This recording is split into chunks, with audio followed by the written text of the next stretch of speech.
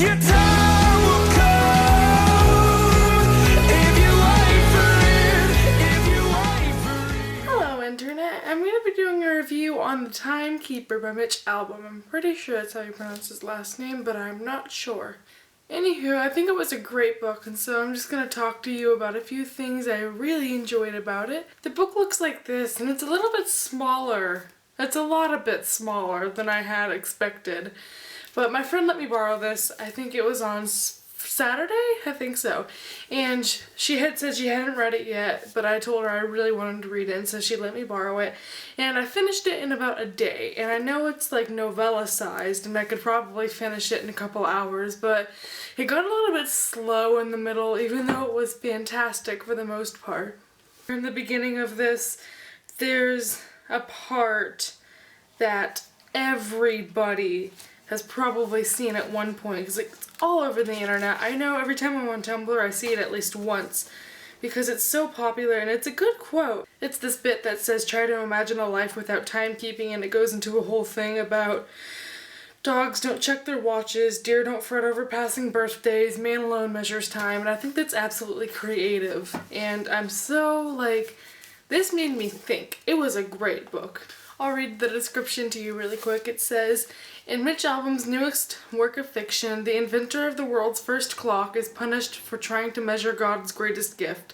He is banished to a cave for centuries and forced to listen to the voices of all who come after him seeking more days or more years.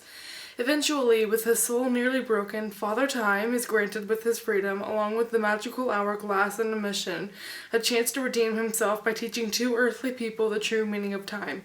He returns to our world, now dominated by hour countings he so innocently began, and commences a journey with two unlikely partners, one a teenage girl who is about to give up on life, and other a wealthy and old businessman who wants to live forever. But it's very creative. I've never really had that kind of a perspective on time, but I think it was a really good twist. And it got kind of confusing because there was a little bit of time travel-iness that I was like, what just happened? But for the most part, it was very, very philosophical, and it really made me think, because of course it's about time and having to use your time effectively, and that's pretty much the theme of the whole book. And it basically makes you step back and think, like, my days are numbered and I need to do what I can to fill them as best as possible.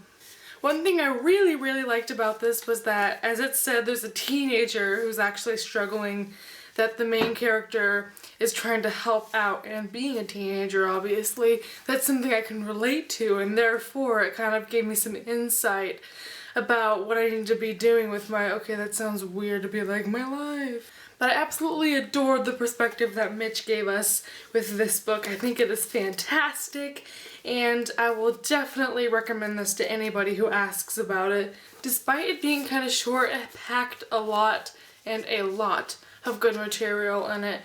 And there were several things that I was like, I could probably put that on Tumblr and get a lot of notes, if you know what I mean. But yes, otherwise, I've been just complimenting this book non-stop. I think the main character, I think his name is pronounced Dor?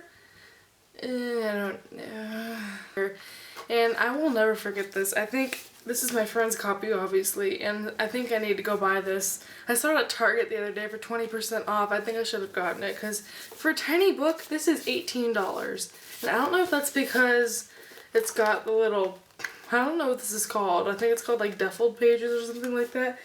But pretty small too, so I don't know what the dealio about that is. But I recommend it, and it is amazing. And this was awesome. Hands down.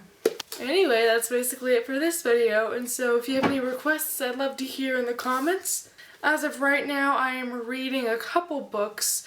I have no idea which one I'm going to finish first, because I'm just kind of hopping back and forth between stories. But I would say expect a review from either The Lucky One or Across the Universe. Alright guys, thank you for watching. I will see you next time. Goodbye!